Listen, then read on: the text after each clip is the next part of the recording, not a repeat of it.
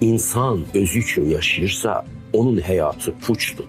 İndi məsələn, qadın-kişi münasibətində nə təklif edirlər? Hə, bu qadın gözəldir, oğlan da sempatikdir, tutalım ki.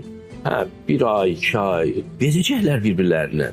Yoxdur insanda o qədər hüsn, o qədər gözəllik ki, sizin həyatınızı doldura. Mütləq bezəcəklər, bəşəri praktikaya baxın. İnsan nə zaman bir-birindən bezmir? Yoldaş olanda. Yol olur və yoldaşlıq olur. Yol da nədir? Dindir. Din elə yol deməkdir. Çox önəmlidir insan üçün ki, onun hədəfi Allahdır. Hədəfi qarışdırmaq olmaz.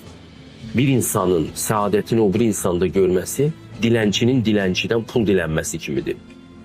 Heç bir insan səni məmnun eləyənməz, bunu anlamaq vaxtıdır. Bu müdriklüyü insanlara uşaqlıqdan demək vaxtıdır. Bu insanı dəyərdən salmaq deyil, bu insanın mahiyyətidir. İnsan özü büt deyil, Tanrı deyil. İnsanı hədəfə çevirmək olmaz. Hədəf yalnız Allahdır. Yalnız Allaha yönələndə sonsuz bir səadət